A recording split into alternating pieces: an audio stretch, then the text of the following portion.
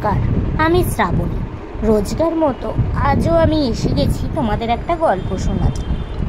আমার এই চ্যানেলটিতে আমি তোমাদের রোজ বিভিন্ন ধরনের ছোট গল্প শোনাবার চেষ্টা করি। আজকে আমি তোমাদের শিয়াল ও সিংহ নামে একটি ঈশপের ছোট গল্প শোনাবার চেষ্টা করব।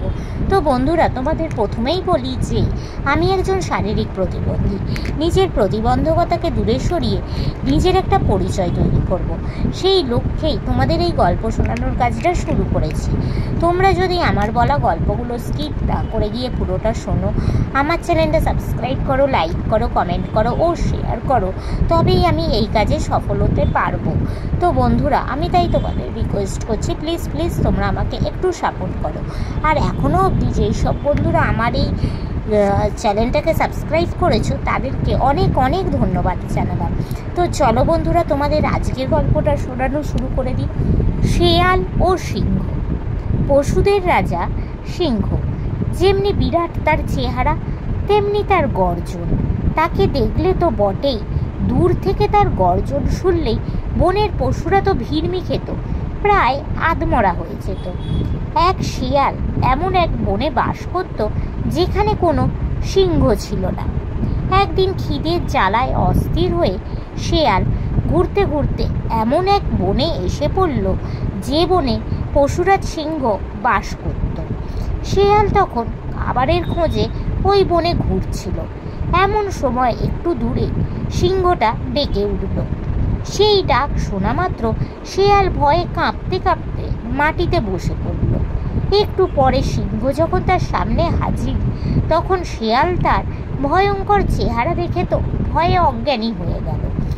এরপর শিয়াল আর একদিন সেই বনে এসে আবার সিংহর দেখা পেল।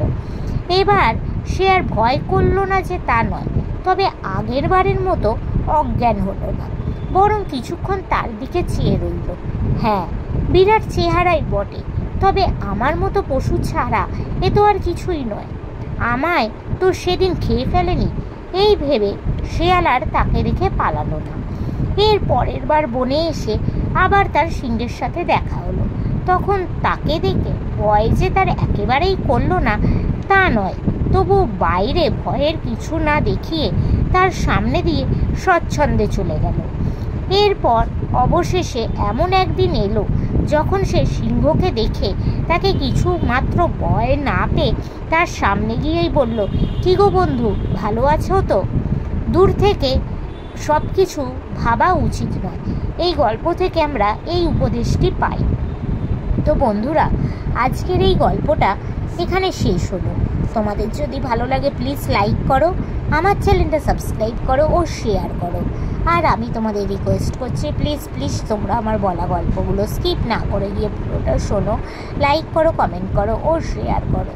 আজকের মতো আমি শুনলাম, আবার আমি কাল চেষ্টা করব তোমাদের এরকমই কোনো ছোট গল্প শোনাবার। আজকের মতো টাটা।